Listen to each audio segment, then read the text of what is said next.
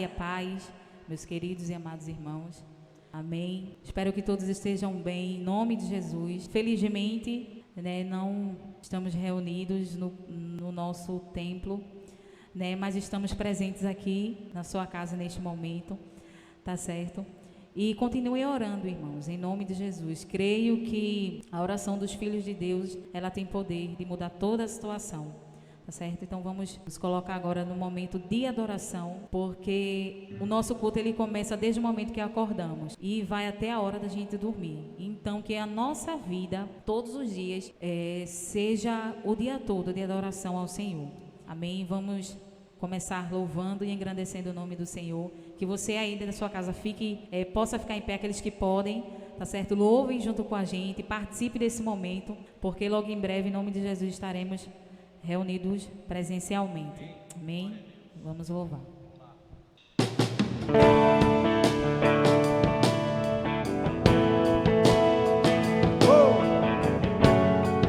Aleluia! Vamos cantar juntos.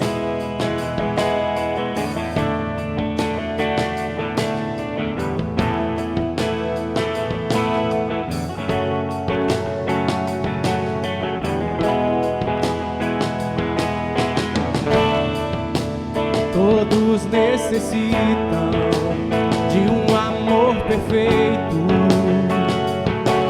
perdão e compaixão. Todos necessitam de graça e esperança, de um Deus que salva.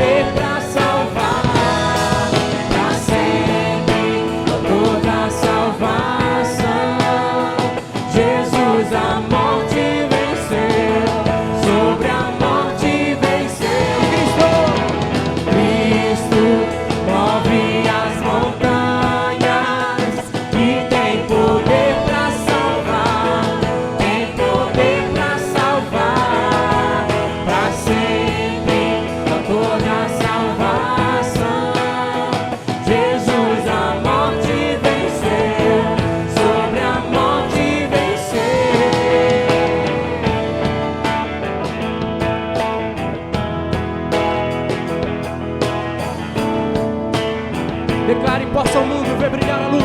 Cante.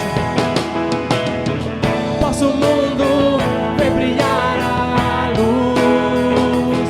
Cantamos para a glória do Senhor Jesus. Isso. Possa o mundo ver brilhar a luz. Cantamos para a glória do Senhor Jesus. Possa o mundo, possa o mundo. Posso o mundo ver brilhar a luz. Cantamos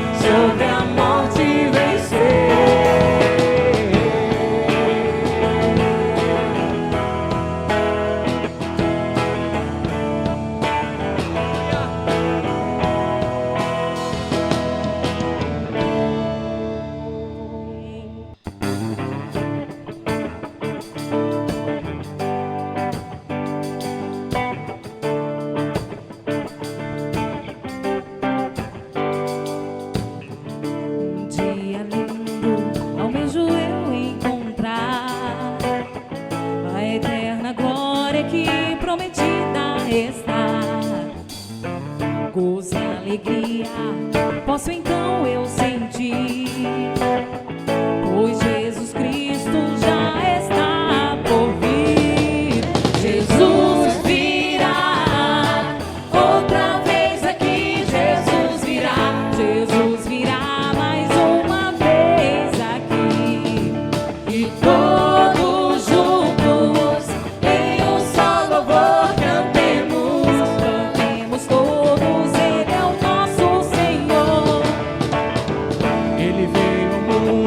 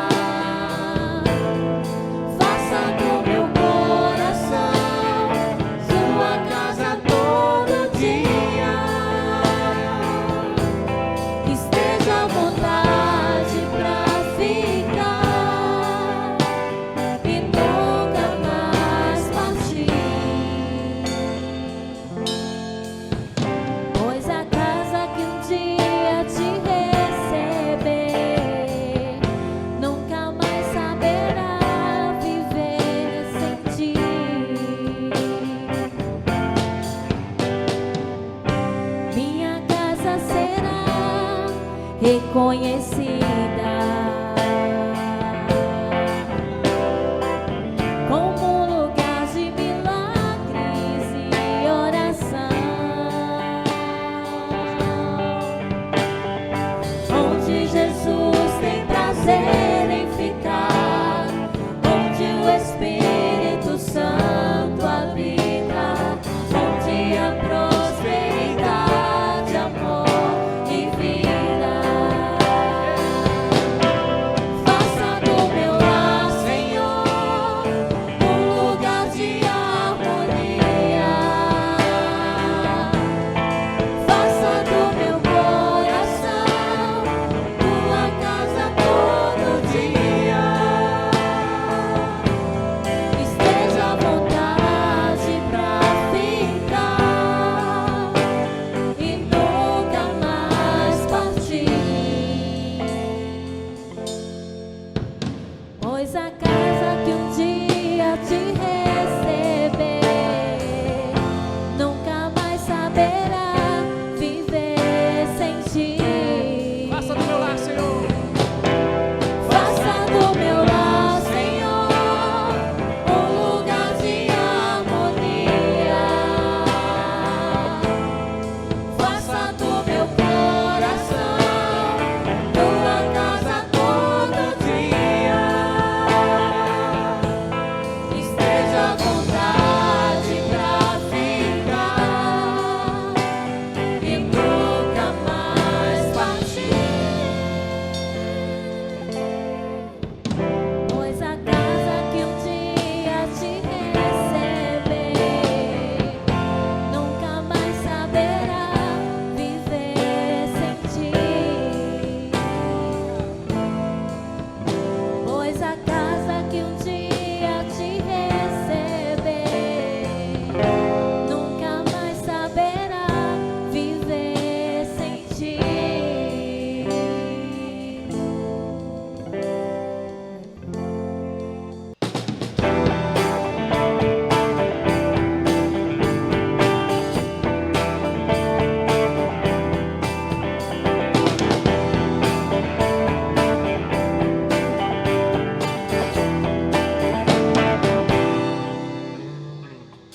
Bem-aventurado o homem que teme ao Senhor e anda nos seus caminhos.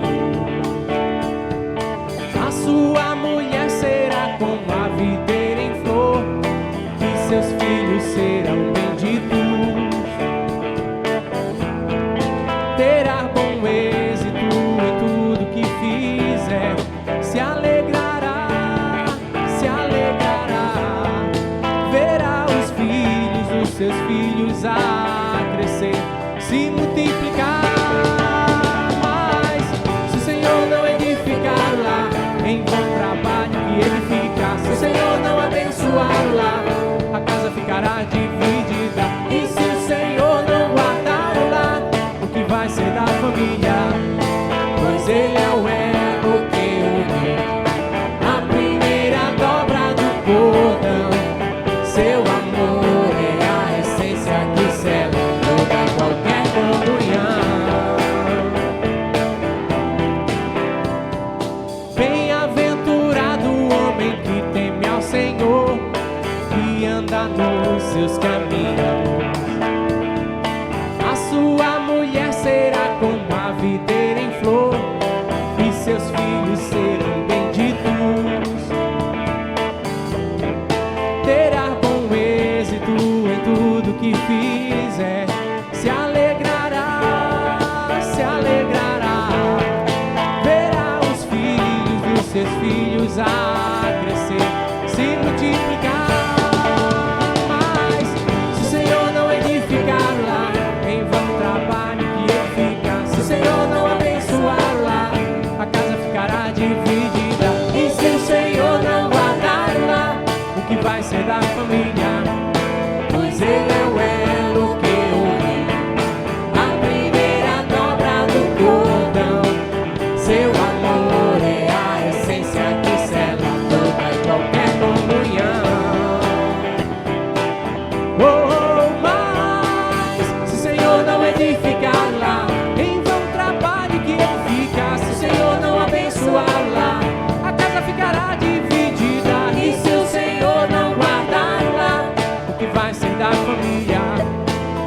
Ele é o elo que une a primeira dobra do cordão. Seu amor é a essência que sela toda qualquer comunhão.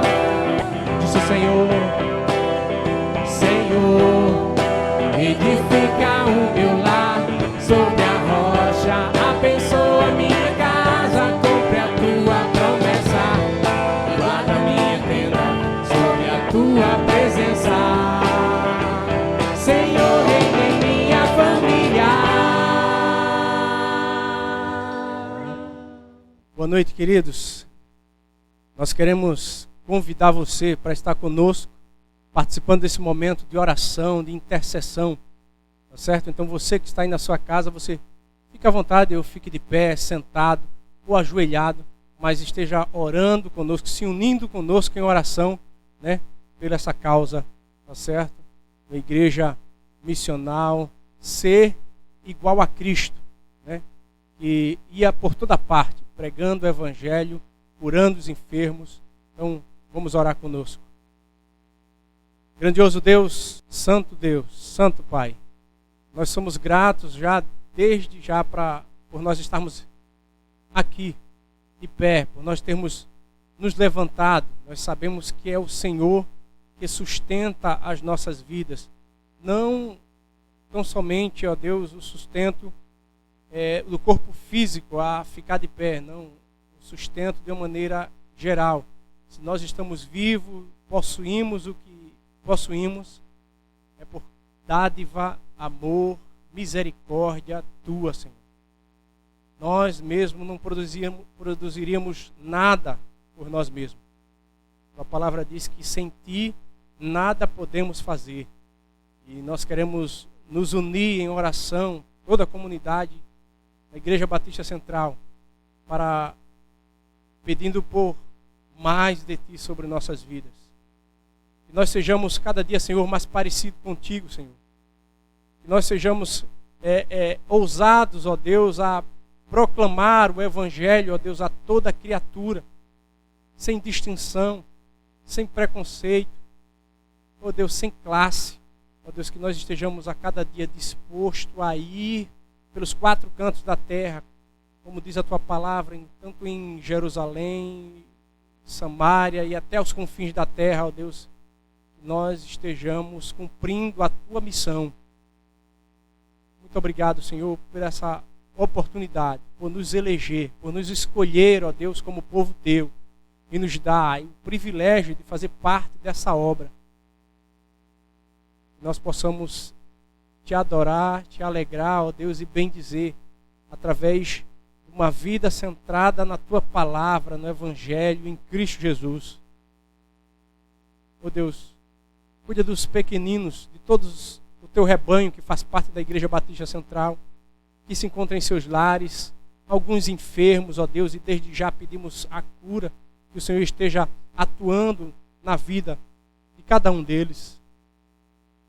Mas te pedimos muito mais, Senhor, que o Senhor esteja despertando neles, ó Deus, um desejo de orar cada vez mais, um desejo de ler a tua palavra cada vez mais, de te conhecer, ó Deus. Um povo que te conhece é um povo que se mantém de pé, que avança, que não recua.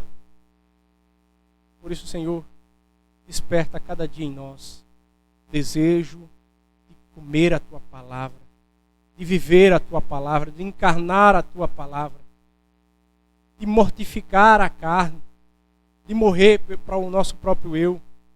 Oh Deus, quantas coisas nós temos colocado como prioridade, mas não a ti.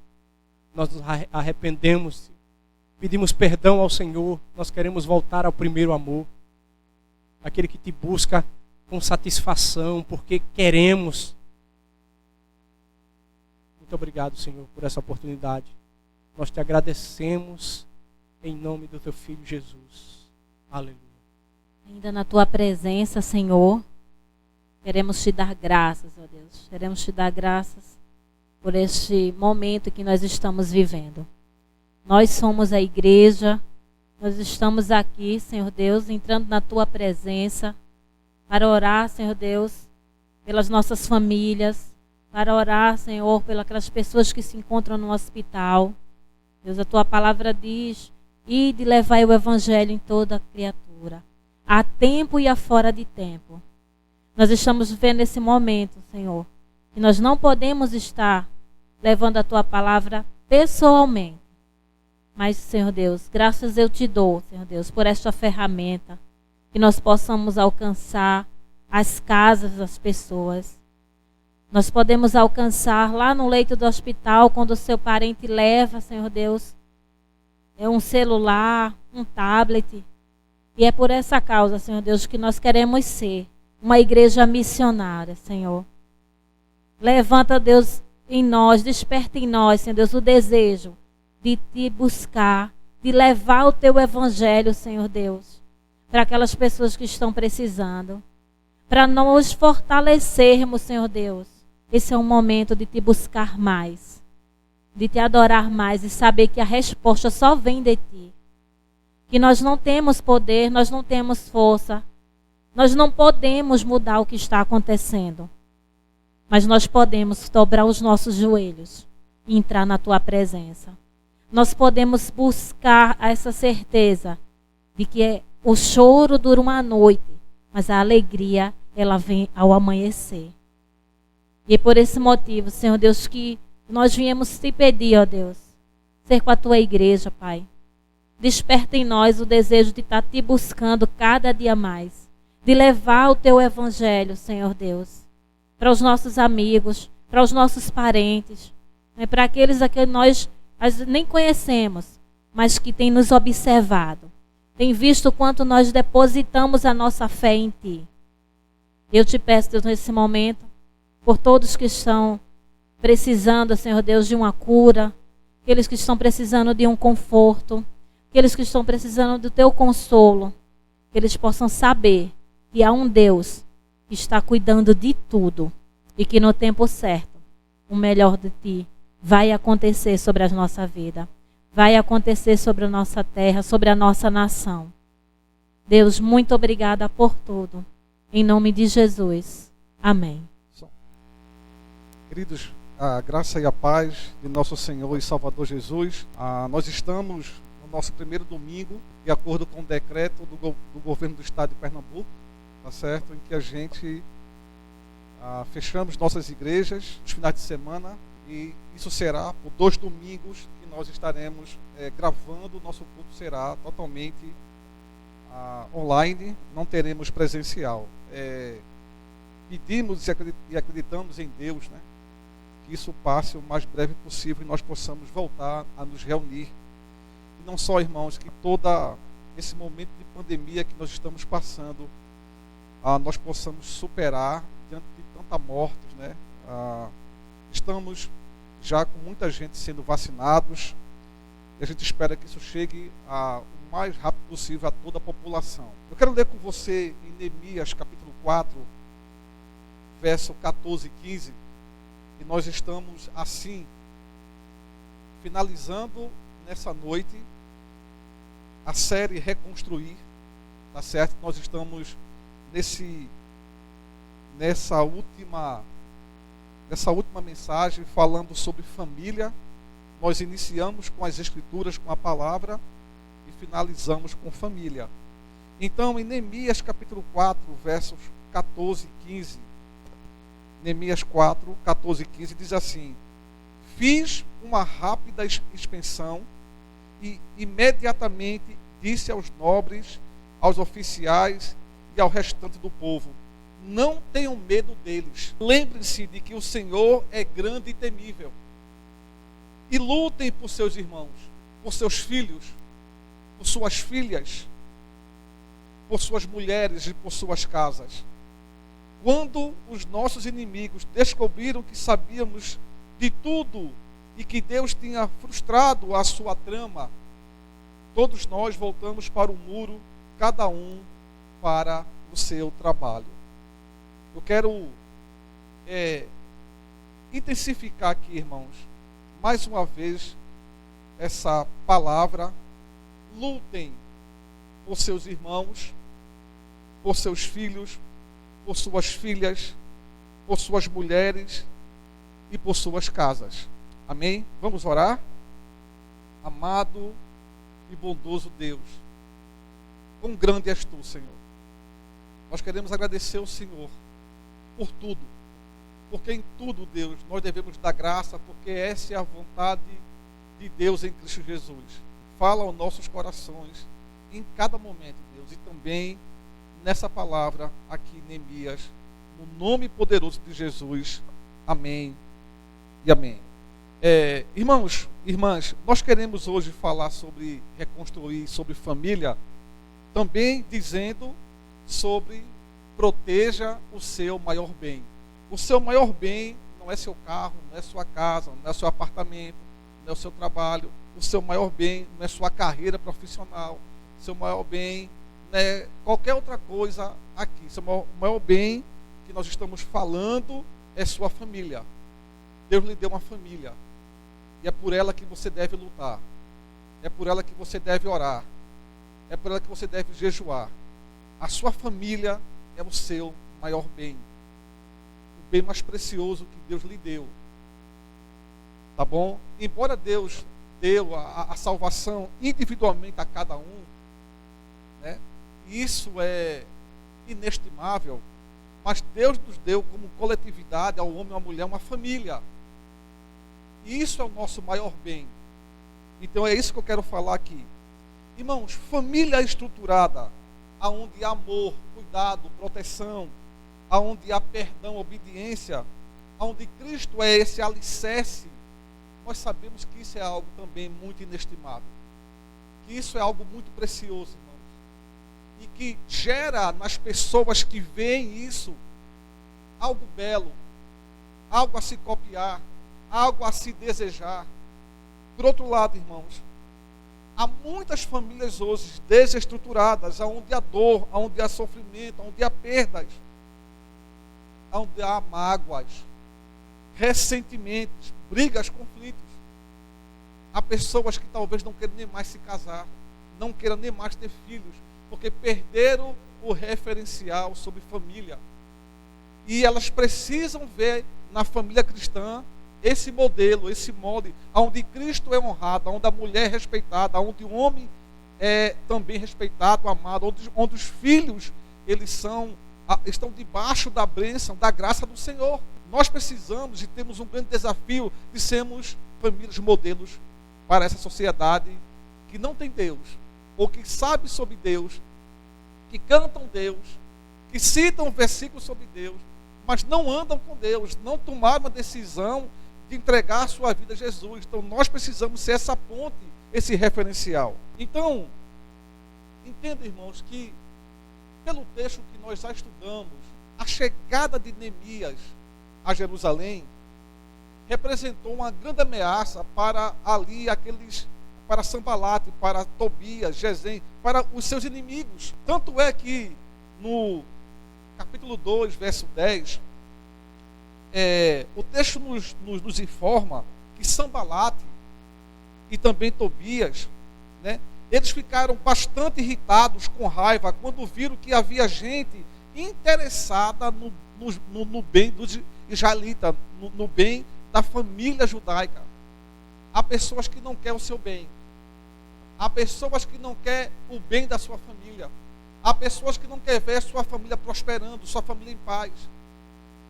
Ainda que tenham pessoas que invejem, a maior pessoa que quer ver sua família destruída é Satanás, é o diabo. Não quer ver sua família sob a graça, sob o alicerce de Cristo. Então, o inimigo ele não quer ver a obra do Senhor prosperar na vida da sua família, do seu ministério, na sua vida pessoal. Não quer, da mesma forma, não quer ver a sua família em pé, firme. Ele quer ver justamente sua família em escombros, em ruínas. Talvez quando você pensa sobre a palavra oposição, isso venha como algo que vem impedir, como algo ruim na sua vida. Algo danoso, algo que vem como uma barreira, uma dificuldade. Mas, irmãos, alguém colocou a palavra oposição de forma muito diferente. A oposição ela pode ser vista como uma prova da bênção de Deus, por incrível que pareça. Mas, pastor, como como prova, sim, porque aonde há oposição, é porque é onde Deus está operando na sua vida e na minha. E aí isso causa no inimigo uma revolta. Quando estão se opondo, é porque algo de Deus está acontecendo ali. Já havia acreditado que não se joga pedra aonde não dá fruto? Quando você dá fruto, nos lugares aonde você menos imagina, é onde se começa as oposições, as críticas. Mas também, oposição, ela é uma oportunidade para o crescimento. Ela é uma oportunidade para Deus aflorar algo de bom em você, para a sua maturidade, para a maturidade da sua família, para o seu crescimento. Como eu falar, irmãos, as dificuldades no cumprimento do trabalho fizeram aflorar o que havia melhor em Neemias e em seu povo.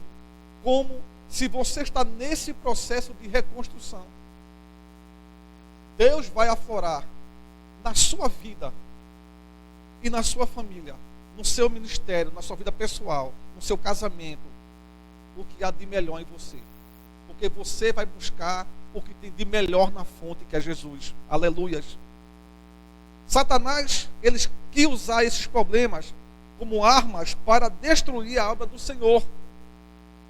Só que Deus usa justamente essas armas como instrumento para edificar o seu povo.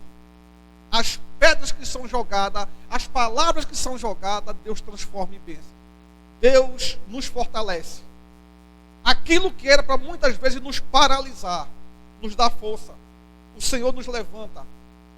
Hebreus fala que os homens de Deus, da fraqueza, tiraram força. O Senhor vai dar a você força da onde você não vê. Paulo diz que quando eu penso que estou fraco, é porque eu estou forte. Então, anime-se no Senhor, porque a alegria do Senhor é a nossa força. Amém? Então, essa palavra introdutória, nós estamos no capítulo 4, mas entenda, do capítulo 4 ao capítulo 6, irmãos, aqui descreve pelo menos 9 táticas diferentes empregadas pelo inimigo na tentativa de interromper o trabalho, a obra de Deus. 9 táticas, de forma diferente. O inimigo vai usando suas armas para parar, para cessar, para impedir o trabalho de Deus. Mas agindo Deus, quem impedirá, irmãos?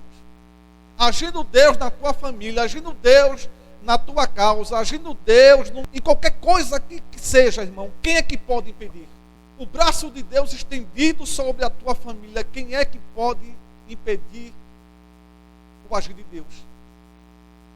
A palavra de Deus decretada, quem é que pode impedir, irmãos? Então, eu queria falar algumas coisas sobre algumas tentativas que começaram para fazer com que o povo parasse, para que as famílias não continuassem. A primeira delas, aqui no capítulo 4, logo no verso 1, os inimigos começam a zombar, eles começam a ridicularizar o povo judeu. A ideia era provocar o povo, a intimidar o povo. A segunda coisa, eles vão tentar uma conspiração, eles vão inventar uma mentira para justamente provocar uma confusão. Eles queriam conseguir um conflito, uma guerra para atacar o povo. Mas, irmãos, como resultado desse ataque, da zombaria, de menosprezar, ataques com palavras, os trabalhadores começaram, irmãos, a enfrentar algumas dificuldades internas. Por exemplo, no versículo 1 do capítulo 4, diz que quando Sambalate soube que estávamos reconstruindo o muro, ele ficou furioso. Ele ridicularizou os judeus na presença de seus compatriotas e dos poderosos de Samaria e disse: o que aqueles frágeis judeus estão fazendo? Será que vão restaurar o muro? Irão oferecer sacrifícios? Irão terminar a obra no só dia? Será que vão ressuscitar pedras de construção daqueles montes de entulhos e pedras queimadas? Então começa a colocar dúvida e a dizer: de onde vocês vão tirar forças? Esses frágeis judeus, humilhados, desprezados, de onde vocês vão? Essas palavras, irmãos, essas conspiração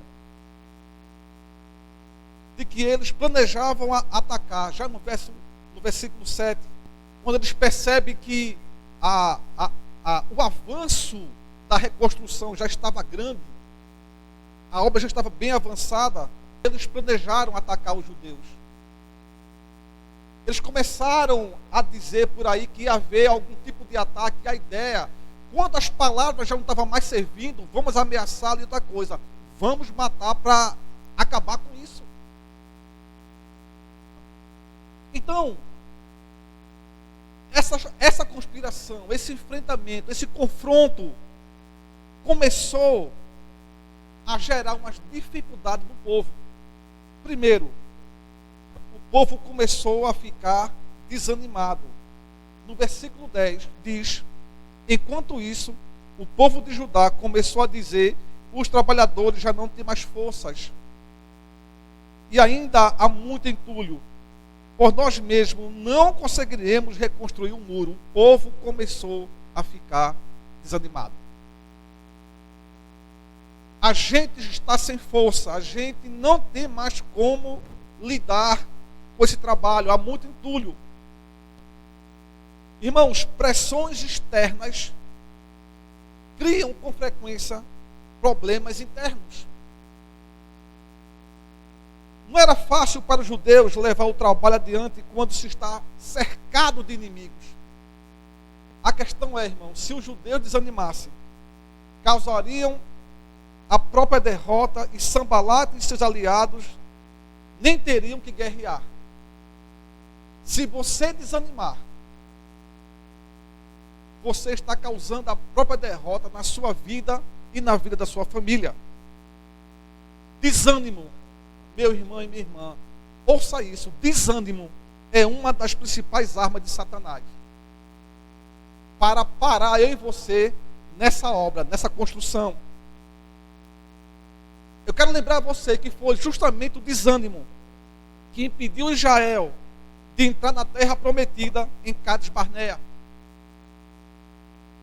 O povo, ou aqueles 10 espias estavam dizendo: não podemos subir contra aquele povo porque é mais forte do que nós. As ameaças, as palavras estavam causando desânimo no povo, estavam causando medo. O povo estava dizendo: a gente não é incapaz, nós não somos capazes. E lá, irmão, naqueles 10 espias, com essa frase de dizer que a gente não pode subir com aquele povo porque eles são mais fortes, realmente a terra é boa, há alimento, é uma terra que manda leite e mel, dá de tudo, há muitas coisas lá, mas há gigantes. Aquele povo é muito forte. Aquele povo deixou de olhar para o Senhor, de confiar no Senhor. Então, irmãos, aqueles 10 espias incrédulos, eles desencorajaram o coração dos filhos de Israel. Nessa noite, nessa manhã ou nessa tarde, não importa a hora que você está vendo essa mensagem, eu quero dizer para você: não deixe que Satanás desencoraje o seu coração. Não deixe que ele traga incertezas, desânimo. Não deixe que ele suga as suas forças. Busque refúgio no Senhor. Encontre conforto debaixo das suas asas. Em decorrência disso, irmãos, nesse desencorajamento que aqueles homens levaram todo aquele povo de Israel no deserto, por causa disso, o povo vagou pelo deserto durante 40 anos. Você sabe a história. Até que uma nova geração surgisse. estivesse pronta para conquistar a terra. Deus está levantando eu e você para conquistarmos essa terra. Para que nós não possamos nos dar por derrotado ao desânimo, às ameaças, aos ataques. Então a primeira coisa foi desanimar o povo internamente. Segunda, o medo por todos os lugares, irmãos. Os judeus que moravam perto de Sambalate, perto dos inimigos, ouvia-se as pessoas falando que antes que os judeus percebam, nós estaremos no meio deles. E nós vamos matá-los e acabar com o trabalho deles. Isso começou a disseminar. Isso começou a gerar medo. Ameaças de morte e acabar com o trabalho deles. Os inimigos estariam no meio deles, irmãos. Para onde quer que eles virassem, fossem, saibam que seremos atacados de todos os lados. Então isso começou a disseminar, isso começou a se repetir e foi trazendo para o meio do povo medo. Veja aqui no versículo 14 que nós já lemos aqui. Por causa disso, Neemias, ele vai fazer uma rápida dispensão e imediatamente ele disse aos nobres, aos oficiais e ao restante do povo: não tenham medo deles. Lembre-se de que o Senhor é grande e temível. E lutem por seus irmãos. Lute por seus filhos e filhas. Lute por suas esposas, por suas mulheres. E lute por suas casas. Olhem para Deus. Confiem nele. Irmãos, Neemias não estava com medo dos inimigos. Mas o povo estava ficando assustado. O povo estava ficando desanimado. O medo nos paralisa. E o medo é contagioso, porque ele também faz com que outros também tenham medo e paralisem. Em Mateus capítulo 8, verso 26, daquele episódio, irmãos, em que Jesus está dormindo no barco, e aquela grande tempestade, eles lutando para salvar suas vidas, enquanto Jesus calmamente descansava. Há um hino que diz, né, não temo o grande mar, né, porque lá está Jesus de Nazaré, mais ou menos que diz assim. Mas aqueles homens temeu. Eles sentiram a força do vento, das ondas, daquele mar revolto. E Jesus, quando se acorda, quando Pedro, Senhor, não te incomodas que a gente morra? Jesus pergunta: por que vocês estão com tanto medo, homens de pequena fé? Por que vocês estão com tanto medo, homens de pequena fé? Por que você está com medo, minha irmã? Por que você está com medo, meu irmão? Por que, jovem, você está com medo? Queridos, o medo e a fé não podem conviver no mesmo coração. Repita comigo: o medo e a fé não podem conviver no mesmo coração. O seu coração está fortalecido pela fé, ou o seu coração está tomado pelo medo? E vai chegar o desespero. Isso levou, irmãos, aqui Neemias, diante das ameaças do medo, do desânimo, a metade dos trabalhadores a ficarem armados e a outra metade trabalhava. Ouça o que diz o verso 21 a 23 do capítulo 4 de Neemias. Neemias 4, verso 21 a 23, diz o seguinte: dessa maneira, prosseguimos o trabalho com metade dos homens empunhando espadas desde o raiar da alvorada até o cair da tarde. Ou seja, o dia todo o povo está armado. Naquela ocasião eu também disse ao povo: cada um de vocês e o seu ajudante deve ficar à noite em Jerusalém, para que possam servir de guarda à noite e trabalhar durante o dia. Não pense que aqui o povo não está orando. Mas o povo ora e age, irmãos.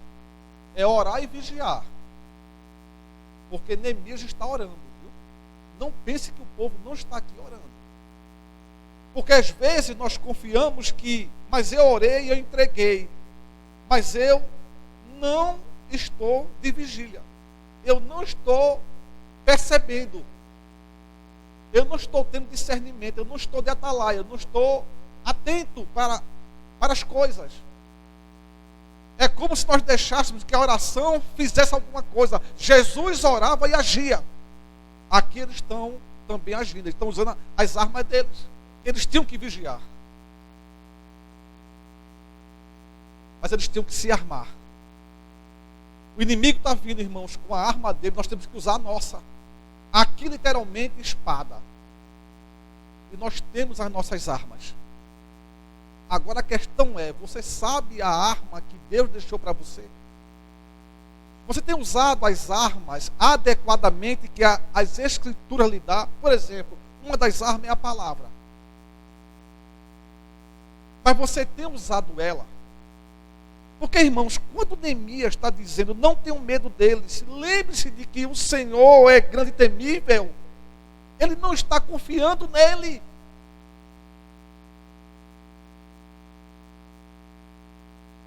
Paulo fala que nós devemos usar o capacete da salvação, a espada do Espírito e o escudo da fé. Eles precisavam se armar como nós também, irmãos. E Deus não estava reprovando eles aqui. Então, pela manhã até a noite, eles estão armados. À noite, eles estão de vigia. Verso 22, aliás, verso 23. Eu e meus irmãos, os meus homens de confiança e os guardas que estavam comigo, nem tirávamos a roupa.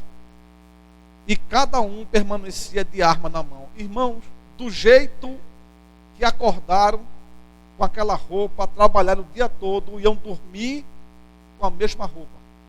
Veja que situação delicada. Em terceiro lugar, irmãos, em primeiro, desânimo, segundo, medo. Isso gerou, nos ataques do inimigo, gerou um conflito interno. Gerou o quê? Desânimo no povo, medo. Em terceiro lugar, um egoísmo. O irmão Max pregou aqui, no capítulo 5, sobre de que o povo começou agora, o próprio povo judeu, a explorar outros. Estavam se aproveitando daqueles que não tinham recursos, ou que tinham dívidas. Eles tiveram que vender as suas esposas, ou os seus filhos, perdão, ou então empenhorar os seus filhos, dar seus filhos como escravos para trabalhar. Isso chega a Neemias. Então, houve um egoísmo da parte de muitos judeus. Isso causou, irmãos, olhe o que o inimigo faz. Olha o que o diabo está fazendo. Famílias voltando contra os próprios irmãos.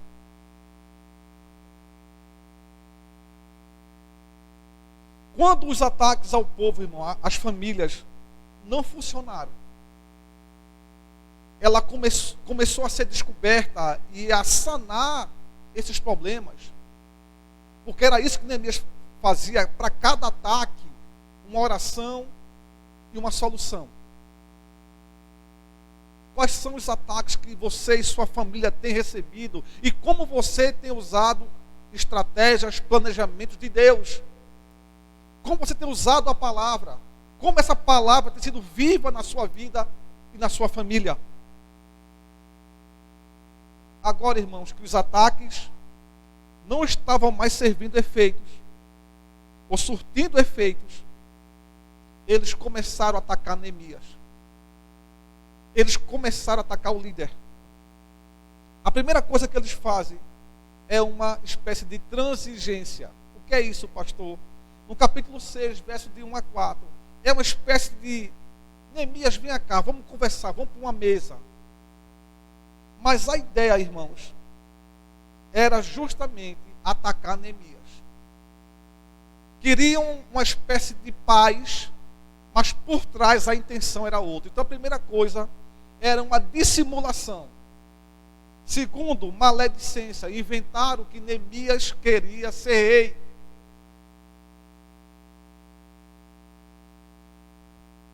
Esses maledicentes, eles ficam falando mal de Neemias.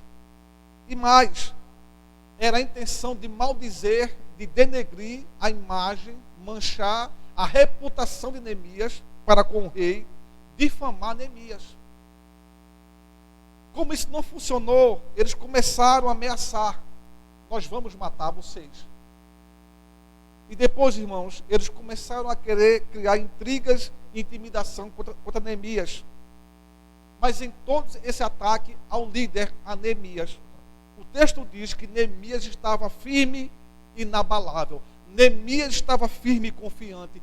Meu irmão e minha irmã, como está a sua fé? Como está a fé da sua família? Você tem colocado a sua família e tem ensinado para que, diante das circunstâncias, diante dos vendavais, da adversidade, sua família está embasada, firme e forte em Cristo Jesus?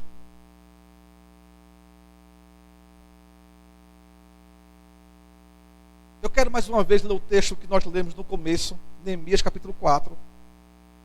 Eu vou ler do verso 10 ao verso 15. Eu só li do verso 14 e 15. Relendo mais uma vez o texto e pegando mais 2 versículos.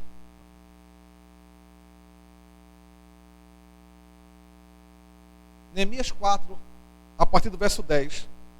Enquanto isso, o povo de Judá começou a dizer: os trabalhadores já não têm mais forças. E ainda há muito entulho. Por nós mesmos não conseguiremos reconstruir o muro.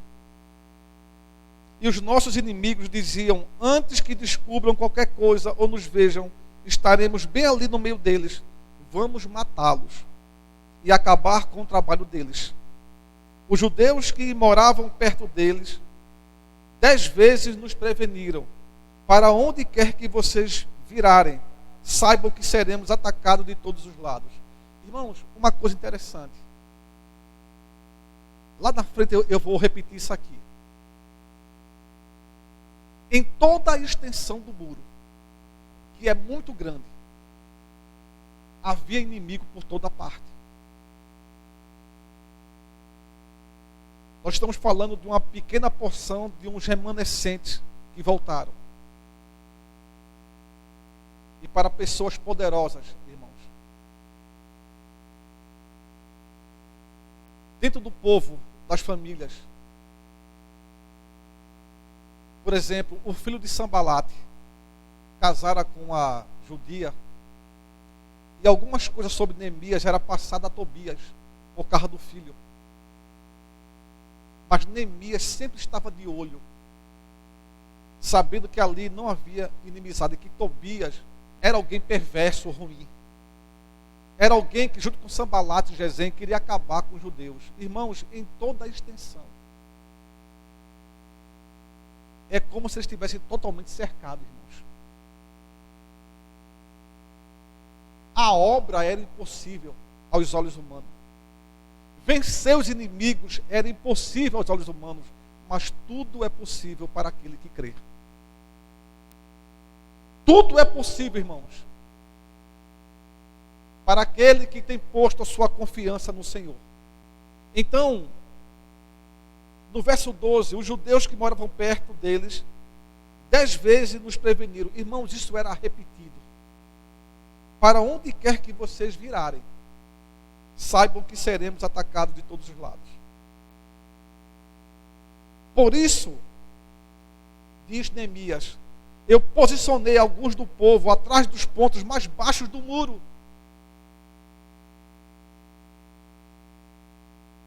Nos lugares abertos, divididos por famílias, armados de espadas, lanças e arcos. Eu fiz uma rápida inspeção e imediatamente eu disse aos nobres, aos oficiais, ao restante do povo: não tenham medo deles. Não tenham medo deles. Não tenham medo. Se posicione, fique firme. Confie no seu Deus. Eles estão armados. Qual é a sua arma? Use-a com fé, convicção. Pise firme, levante a cabeça, levante-se.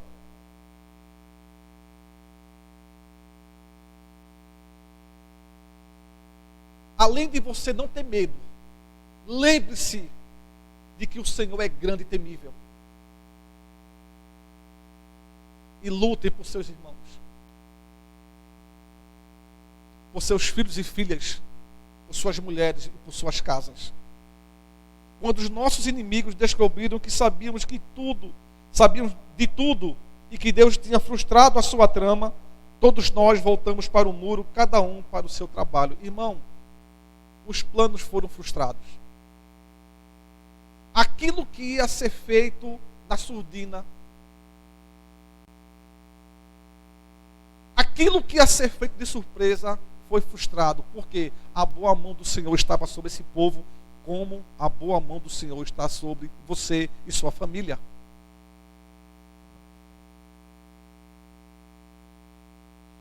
O que fazer, irmãos, quando nossas famílias estão sob ataques? O que fazer? Primeira coisa, é o que justamente Neemias falou aqui: não tenham medo deles. Lembre-se de que o Senhor é grande e temível. Agora, entenda uma coisa. No versículo 2, quando Neemias chega a Jerusalém, e Sambalate ouve que tem alguém preocupado com o bem-estar do povo, das famílias, e começa a reconstrução, e as pessoas são divididas em cada área, de acordo com a sua capacidade. Então Sambalate levanta algumas questões, dizendo: será que vão restaurar o seu muro? Irão oferecer sacrifícios? Irmãos, a ideia dessa palavra, irão oferecer sacrifício, ele está querendo dizer: vocês acham que qualquer cultinho que vocês vão fazer, oraçãozinha, vai mudar isso aqui? Buscar seu Deus em oração, prestar culto, não vai adiantar. Essa obra vai terminar em um só dia? Dúvidas e mais dúvidas sendo colocadas. Será que vão conseguir ressuscitar pedras de construção daqueles montes de entulhos? Irmãos, as pedras eram pedras calcárias. E sob o fogo, elas não servem mais para nada. Só que o que Sambalate, ele está errado, é que em meio aos escombros haviam pedras boas, haviam materiais que poderiam ser reaproveitados, embora as portas estavam queimadas e os muros estavam derrubados, haviam materiais que poderiam ser aproveitados. Em meio, irmão, isso fala para mim de forma muito clara, como eu quero dizer para você, em meio a muito desastre, em meio a escombros, em meio a aflições e sofrimento, há coisas que são úteis para a gente, há coisas que servem para o nosso crescimento. Não podemos desprezar tudo, como o povo está dizendo, em meio a ataques. Lembre-se do seu Deus. Lembre-se que Ele é grande. Lembre que seu Deus está acima de todas as coisas. povo que está desanimado, um povo que Sanbalate e Tobias confirma isso, que é um povo fraco, frágil, incapaz. Neemias diz: não temam, não tenham medo deles. Irmãos, Deus fala em Isaías 54:17: toda arma forjada, preparada contra você não prevalecerá, não vai prosperar, e você refutará toda a língua que acusar. Esta é a herança dos servos do Senhor, e esta é a defesa que faço no nome deles, declara o Senhor. Irmãos, nenhuma praga vai chegar, nenhuma palavra. Se você anda com o Senhor, se você tem intimidade com o Senhor, se você está andando na luz como ele andou, não vai chegar, não vai prevalecer. E essa posição quem toma é Neemias. A gente não vai dar ouvido a isso. Eu quero dizer uma coisa para você, irmãos: quando você lê o resto dos capítulos, o povo recobra o ânimo. E aqueles muros foram construídos em 52 dias. Isso é um milagre. Milagre. O rei ser favorável a Neemias. Mas Neemias buscou o Senhor. Jejum, oração.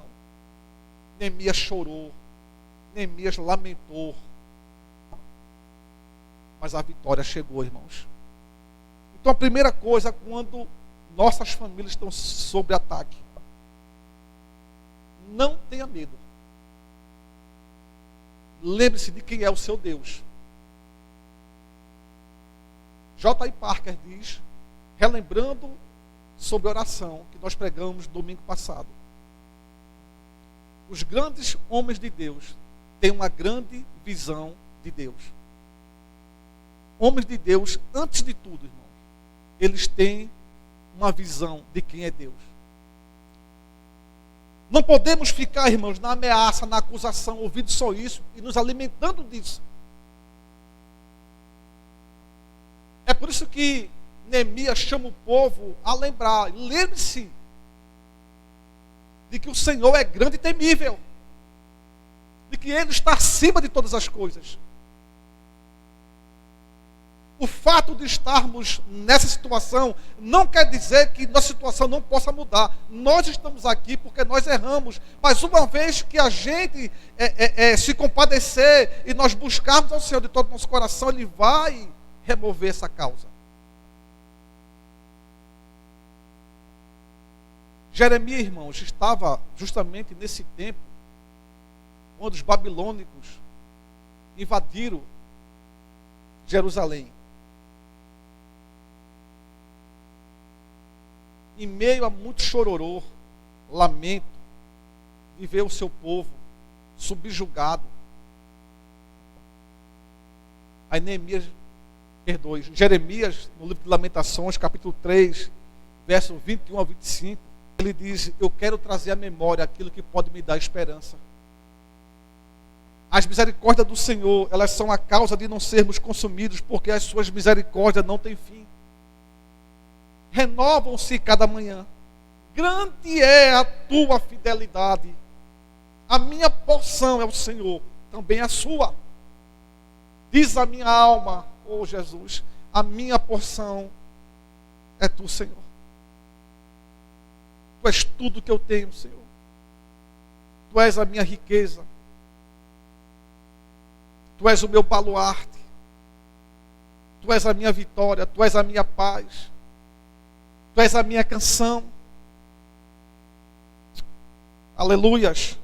A minha porção é o Senhor, diz a minha alma, portanto esperarei nele. Bom é o Senhor para os que esperam por ele, para a alma que o busca, ou para aqueles que o buscam. Jeremias não ficou, irmãos, lamentando o tempo todo, mas a sua alma, a sua mente volta a lembrar do Senhor, da sua misericórdia e bondade. Jeremias não poderia ficar o tempo todo lamentando, sofrendo, chorando por causa do povo. As armas da nossa guerra, irmão, da nossa milícia, elas não são carnais, elas são poderosas em Deus, para destruir todos os ataques, as fortalezas do inimigo que venham sobre nós. Eu pergunto: quem é seu Deus? Ele é grande e temível. Quem é o Deus da sua família? Isso depende muito do Deus que você tem revelado a ela, a eles. Você está lutando pelo que ou por quem, irmãos? Está indiferente com a sua família, vendo sua família destruída, longe de Deus. O que é que você, como homem e mulher de Deus, como pai, como uma mãe, ou como filho, se só você ali, testemunho do amor de Deus, o que é que você está fazendo por sua família? Essa luta não é apenas sua. Não diz só a respeito de você, principalmente. É antes de tudo, de Deus. Os inimigos estavam afrontando a Deus e Neemias sabia disso. Nas orações de Neemias, ele deixou isso muito claro. O Senhor, estão afrontando ao Senhor. É isso que Jesus perguntou a Saulo. Saulo, por que tu me persegues? Mas Saulo estava perseguindo a igreja. Estevão acabara de ser morto. Saulo, Saulo, por que me persegues? Saulo diz, quem é esse Senhor? Eu sou Jesus a quem você persegue. Irmãos, o ataque à sua família, à minha família, é antes de tudo um ataque a Deus. Você tem dono, irmãos, não esqueça disso. Você tem um Senhor.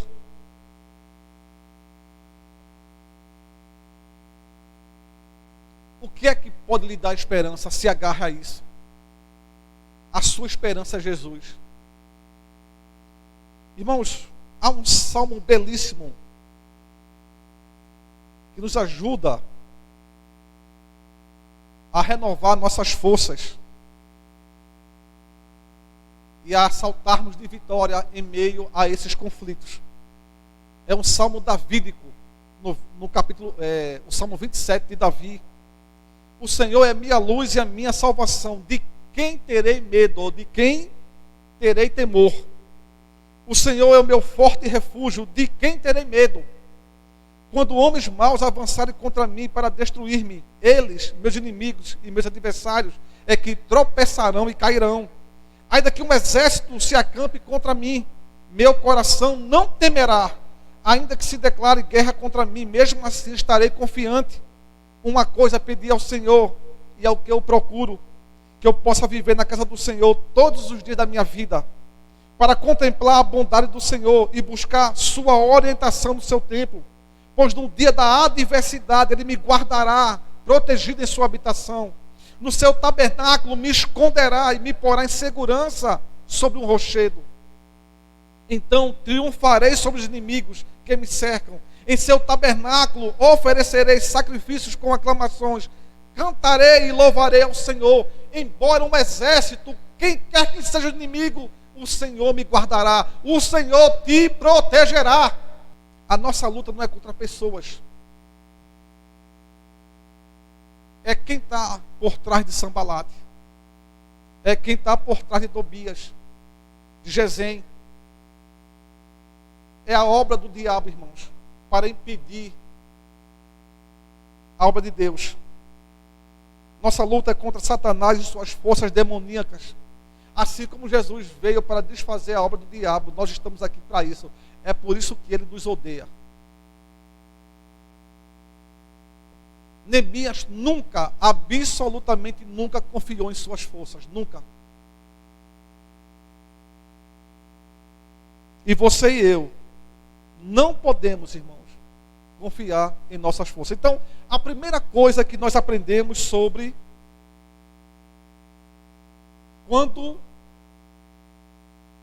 nossas famílias estão em ataque: não tenha medo. Lembre-se que Deus é grande e temível. A segunda coisa está no verso 7 e 8, irmãos. Capítulo 4, versos 7 e 8. E o verso 7 do capítulo 4 diz assim: quando, porém, Sambalate, Tobias, os árabes, os amonitas e os homens de Asdod souberam que os reparos nos muros de Jerusalém tinham avançado e que as brechas estavam sendo fechadas, ficaram furiosos. Todos juntos planejaram atacar Jerusalém e causar confusão. Irmãos, aqui no texto, por que os inimigos ficaram furiosos? Relê de novo o texto. Ouça. Quando, porém, Sambalate e Tobias, os árabes, os amonitas e os homens de Asdod souberam que os reparos nos muros de Jerusalém tinham avançado e que as brechas estavam sendo fechadas, ficaram furiosos. Então, entenda, irmãos. Eles estavam furiosos porque os muros estavam reparados, e tinham avançado, e que as brechas estavam sendo fechadas. O inimigo odeia quando há reconstrução, quando há reparo na sua vida. Quando brechas estão sendo fechadas, irmãos. As famílias estavam deixando de ser vulneráveis, presa fácil para o inimigo. Os muros estavam sendo levantados, agora não podiam mais entrar a qualquer hora. Pequenas brechas, irmãos. São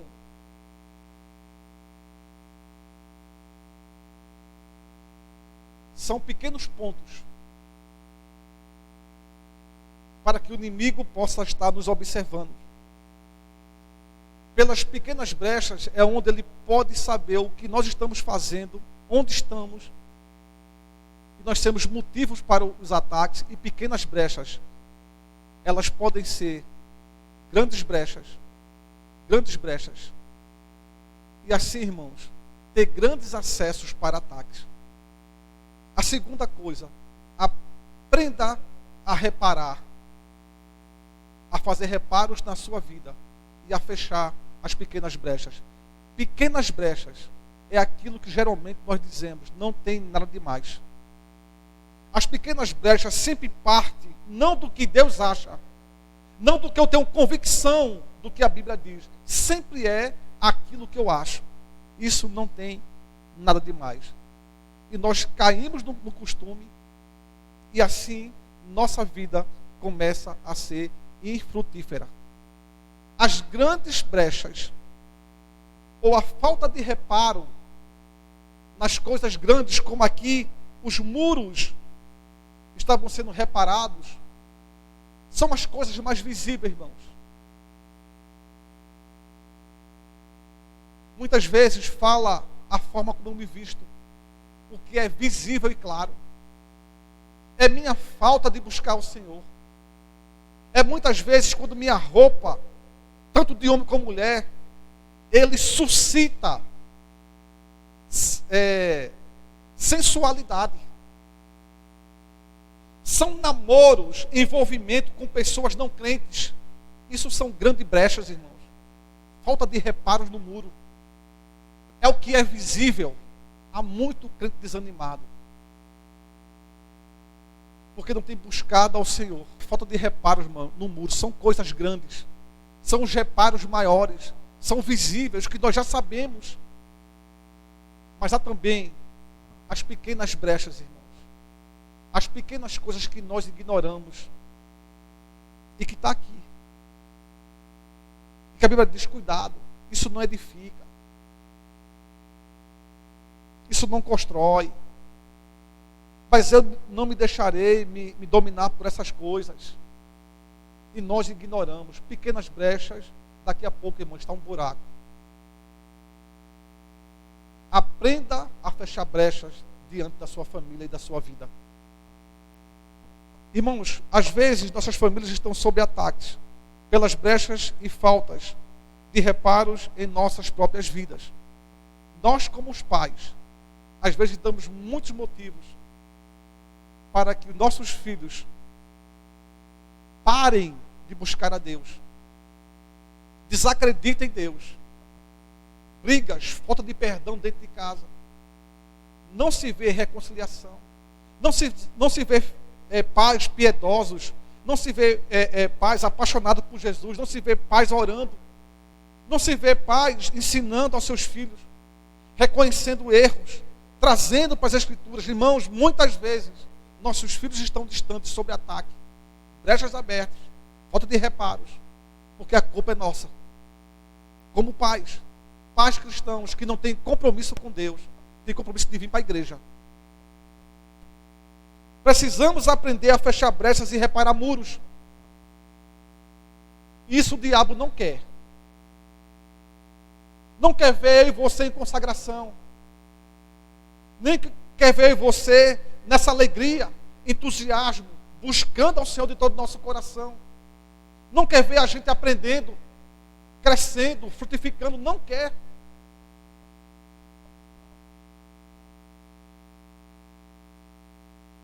A primeira coisa, irmãos, sobre ataque, sobre nossas famílias, eu estou terminando. Não tenha medo e procure saber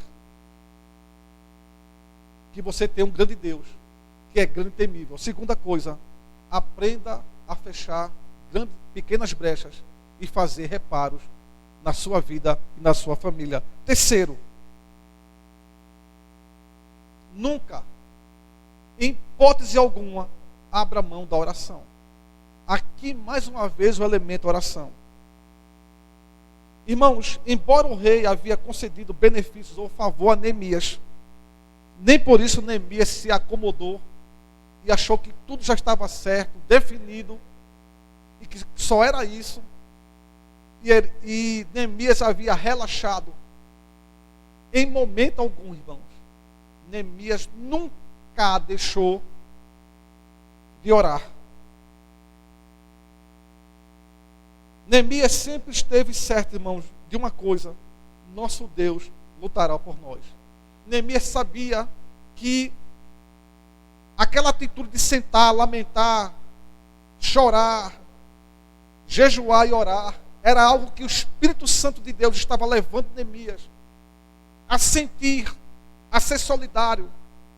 Irmãos, Deus tirara Neemias do conforto. Neemias estava no palácio, num lugar confortável, bom. Neemias estava em Suzã, na casa do rei, na sua casa de inverno. E Deus o tira de lá para estar no meio de escombros. Neemias sempre soube que essa obra não era dele, era acima de tudo, obra de Deus. E Deus queria usar Neemias nesses ataques, irmãos, acima de tudo. Não tenha dúvida de que é Deus que vai pelejar por você e por mim. Olha que coisa, irmãos. Quando Sambalate vai atacar, levantar aquelas perguntas: será que vão restaurar o muro? Vou fazer isso em um dia? Vocês vão se sacrificar? Vão oferecer sacrifício? Vai adiantar orar? Vai adiantar cultuar? Vai adiantar buscar a Deus? Irá ressuscitar pedras no meio de escombros? Esse entulho, esses escombros, não serve para nada. Aí Tobias ouve também, está lá junto e diz: baixa aqui uma raposa. Não precisa muita coisa. Não precisa a gente jogar nada. Basta que uma raposa suba, isso vai cair. Sabe por quê, irmãos?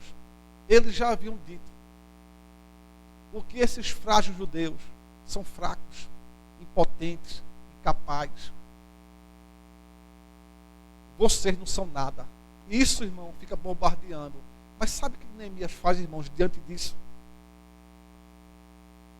Neemias simplesmente ora: ouve-nos, ó Deus, pois estamos sendo desprezados. Quando o povo, irmãos, os inimigos tentavam intimidar e dizer que iam matar o povo, aí Neemias faz o seguinte: mas nós oramos ao nosso Deus e colocamos guardas de dia e de noite para proteger-nos deles. Em todo momento, irmãos. No capítulo 6, quando Sambalate inventa uma mentira, queria chamar Neemias para conversar, manda alguém levar Neemias no templo. Neemias não vai, porque a ideia era matar Neemias lá, ou causar uma má reputação de Neemias. Neemias se esconde. Irmão, se o povo está no meio da obra, Neemias ia se esconder. Eles queriam: Neemias, estão dizendo que vão te matar, ó. Vai para o templo, se esconde lá. E Neemias: jamais eu faria um pecado desse. Então eles mandam uma carta: Neemias, estou sabendo que você está querendo ser rei. Irmãos, em tudo isso, Neemias diz: nada disso que vocês estão dizendo está acontecendo. É pura invenção de vocês. Estavam todos tentando intimidar-me, pensando, eles serão enfraquecidos e não concluirão a obra. Eu, porém, orei pedindo: Senhor, fortalece agora as minhas mãos. Irmãos, para cada ataque, uma oração. Confiança, posicionamento em Deus.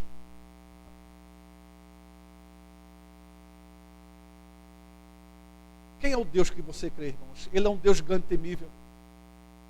Você está realmente fazendo reparos na sua vida e na sua família. Você está tapando brecha. Pastor, como poderia ser isso? Irmão, você tem levado seu filho. Você tem orado pelo seu filho. Amém por isso. Mas você tem chamado ele. E quando ele vai trabalhar ou está ali, você diz um texto bíblico. Você ora com ele. Irmão, saia para a ação. Quando ele está desanimado por uma coisa, chegue junto, dê uma palavra de bênção.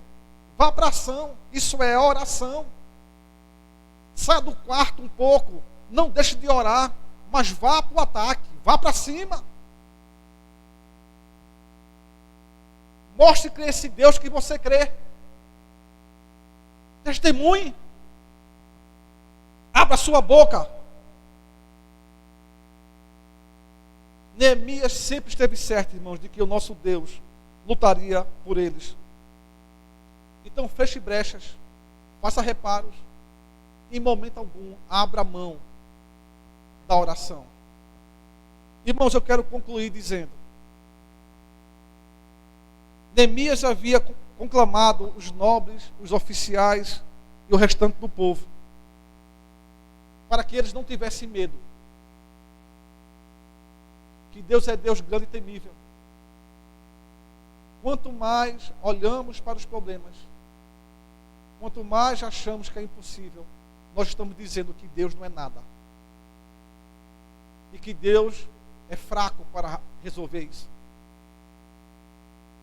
Se estamos desanimados, eu quero dizer a você: busque força no Senhor. Isaías 40 diz que até os moços se cansam, mas aqueles que esperam no Senhor renova as suas forças. Ele dá força àquele que não tem. Depois de Neemias dizer aos oficiais, aos nobres, ao restante do povo, para não terem medo e olhar para o Senhor, que é grande e temível, ele diz: lute por seus irmãos, lute por suas filhas e filhos, lute por suas mulheres, por suas casas. Irmãos, meus irmãos é o meu próximo, é o seu próximo. Precisamos ajudá-los a reparar os muros e fechar as brechas que eles têm. Como também devemos permitir que os nossos irmãos nos ajudem a reparar as brechas que nós temos, sejam elas grandes ou pequenas. Não podemos só ser aqueles que fazem para os outros, mas também devemos receber aquilo que os outros têm para nos ajudar. Somos irmãos. E nós fazemos isso, irmãos. Reparação de brechas. Sentando um com o outro. Admoestando. Através do discipulado. Levando os outros à imagem de Jesus, aos seus ensinamentos. Só poderemos tapar brechas, reparar muros, nas coisas grandes, visíveis, que às vezes o outro não vê, ou não quer, ou acha que nada demais. Quando nós, em amor, nos aproximamos. Ou até quando nós temos até intimidade e confrontamos para chamá-lo. E ele e ela saberá que isso é em amor, porque nós amamos. Que a nossa palavra é palavra de Deus, e nós o queremos o bem. Isso se faz pelo discipulado, pelo ensino. Então sente para aprender. Sentemos todos para aprender de Jesus, do seu pastor, do seu líder, do seu irmão. Agora, irmãos, nós não podemos ajudar quem acredita que está tudo bem, que não precisa de ajuda. Aqueles que acham que não precisam de reparos, de fechar suas brechas. Nós não podemos reparar ninguém quando aquela pessoa não quer. Até o próprio Jesus, ele veio para os doentes, irmãos. E eu aprendi isso com o pastor Sidney Costa. Nós somos as pessoas doentes. Jesus é a cura. E se eu e você sentirmos que nós não estamos, isso já é um diagnóstico muito sério de o quanto estamos doentes. Em toda a nossa caminhada, nós vamos precisar de reparos, de cuidados, irmãos. Aqui é lutar pelos nossos irmãos. Lute por seus filhos e suas filhas. E aqui, irmãos, está no contexto de família. Se você, pai e mãe, não lutar pelo seu filho, quem é que vai? Eu quero dizer que é sua obrigação, primeiramente. Você, como líder, pai da sua casa. Você, mãe, como ajudadora. O primeiro olhar é o seu. O primeiro agir é seu. Tem que partir de você.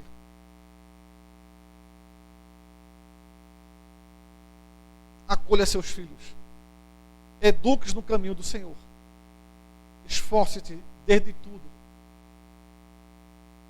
É um bem precioso que Deus lhe deu para você cuidar. Não espere que venha algo de ruim. Em todo momento esteja atento. Aprendamos com Jó.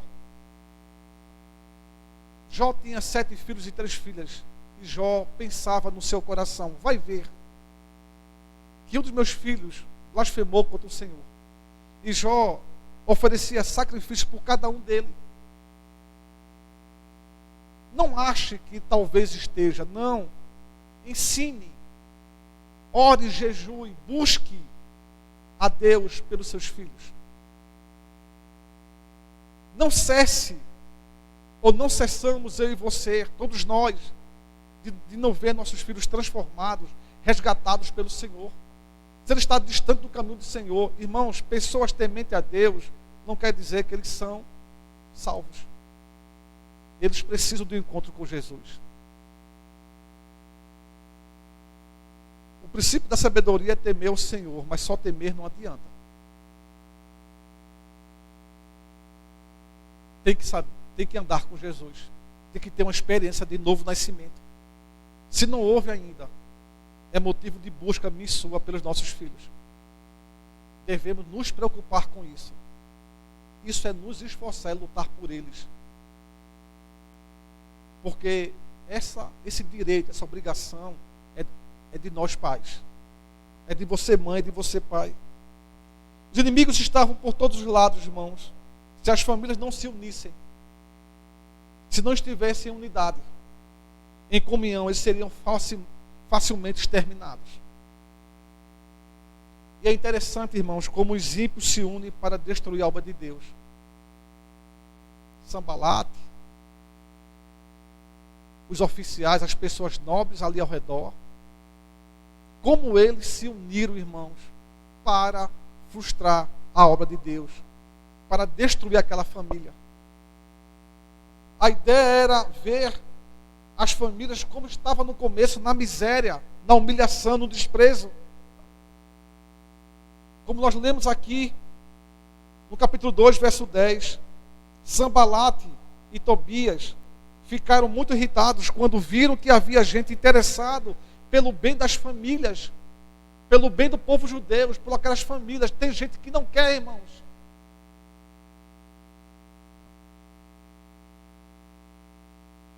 É interessante que enquanto os inimigos se unem, o povo de Deus, nós não conseguimos nos unir. Nós estamos dispersos, irmãos. Nós estamos separados porque um usa calça, o outro não usa. Porque o outro fala a língua, o outro não fala.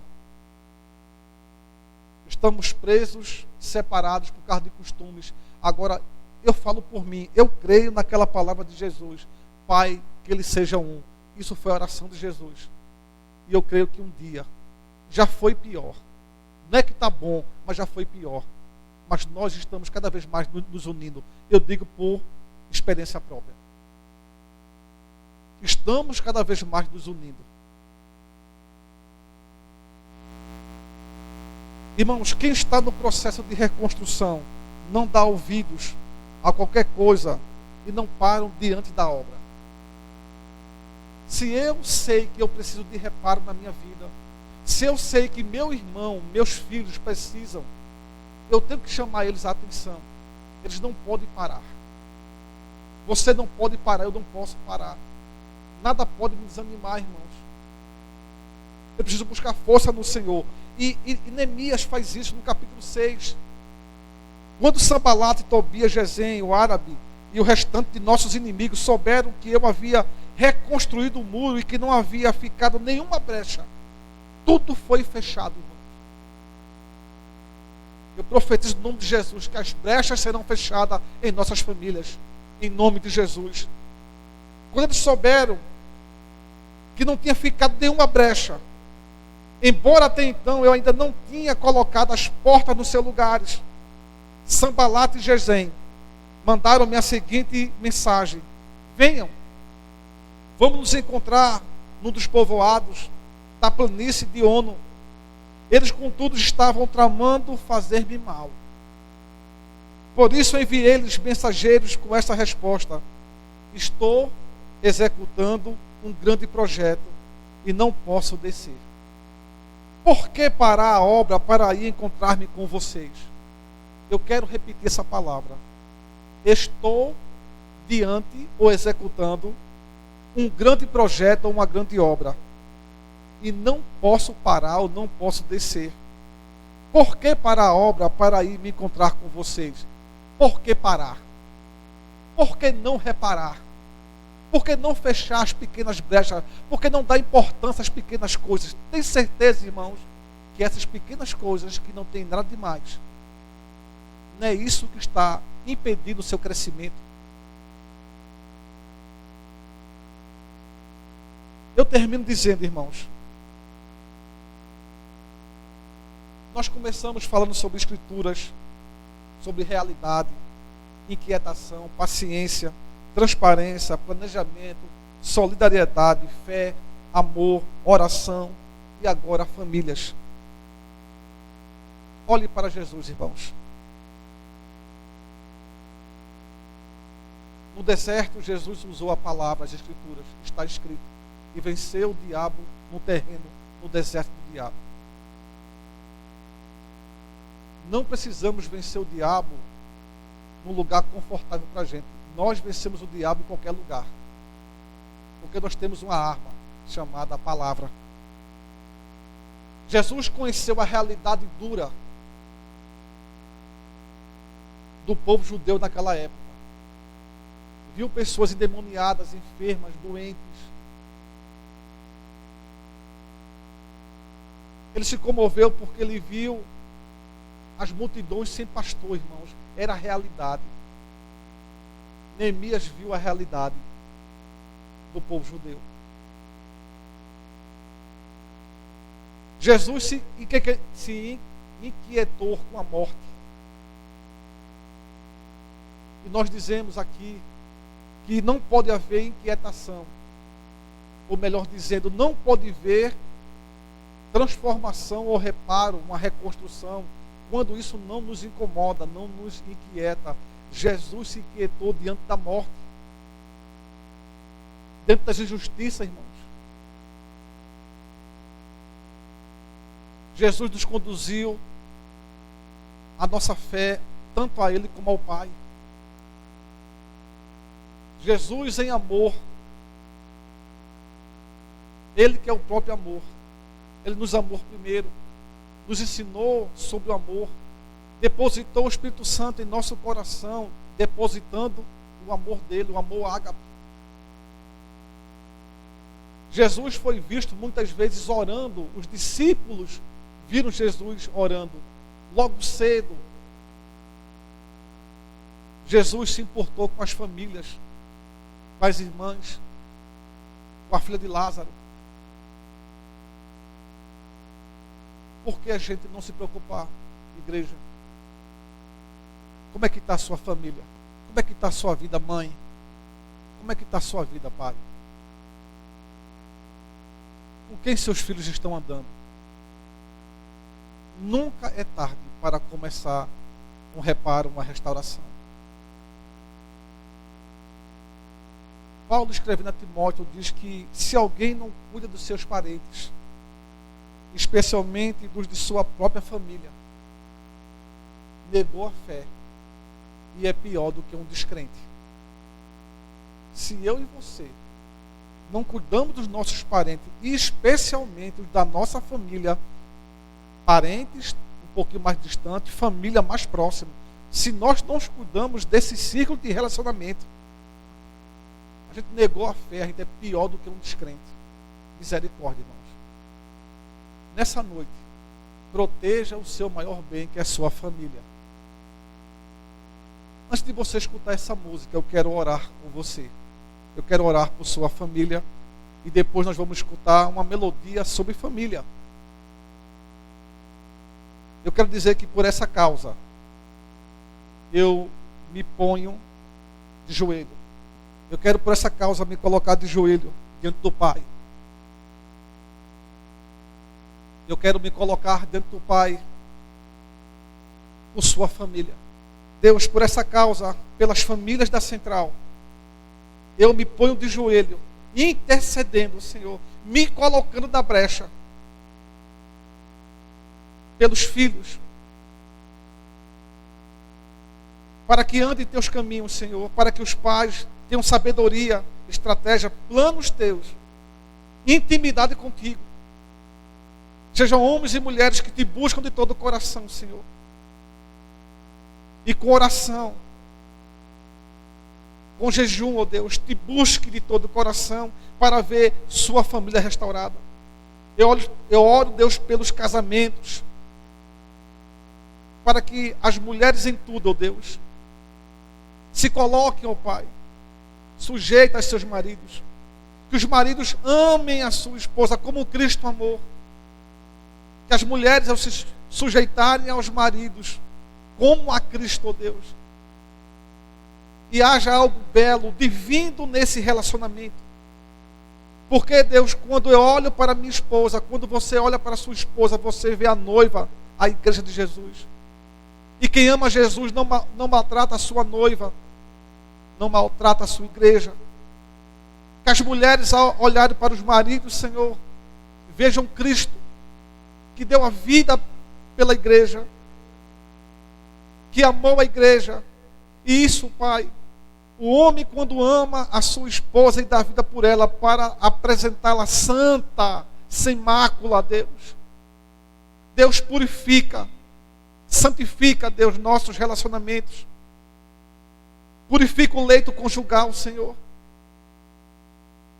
Deus, protege nossas famílias, Senhor, para assim cada família da Central seja a luz, um reflexo, a imagem, um modelo, um padrão para outras famílias.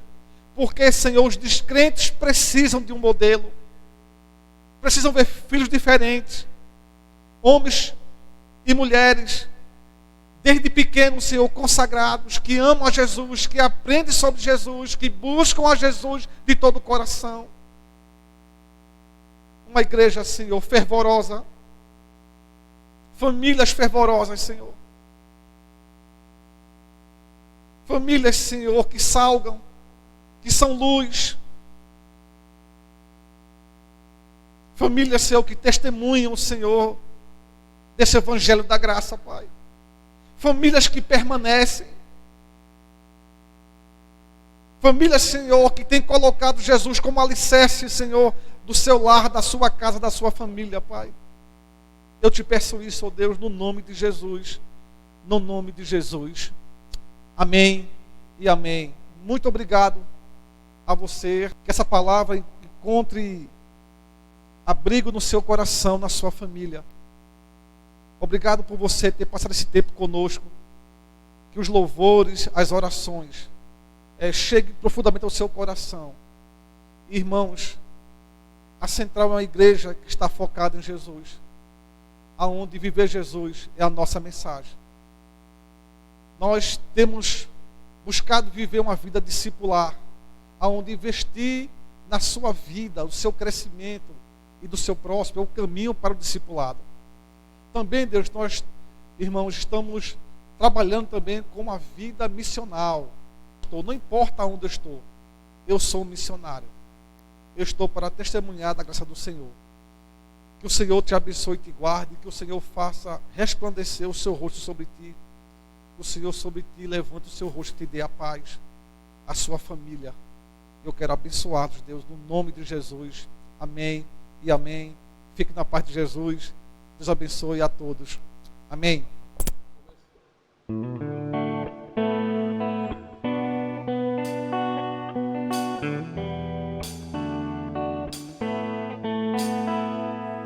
Não existe nada melhor do que ser amigo de Deus, caminhar seguro da luz, desfrutar do teu amor, ter a paz no coração, viver sempre em comunhão e assim perceber a grandeza do poder de Jesus, meu bom pastor.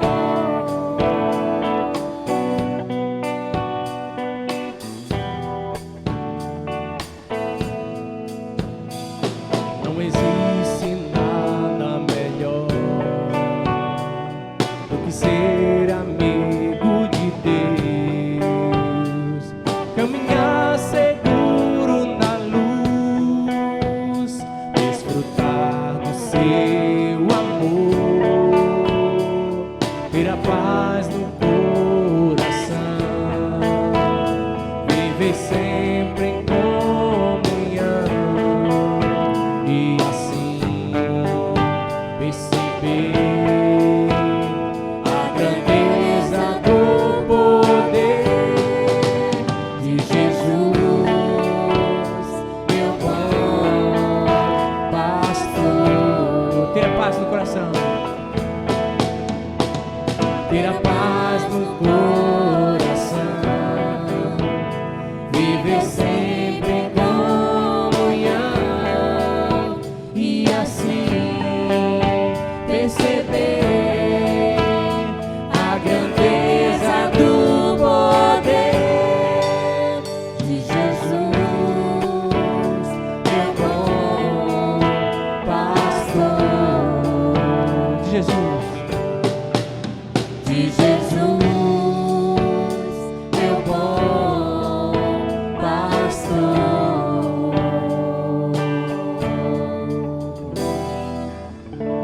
Aleluia. Que Deus abençoe você ricamente. Aleluia.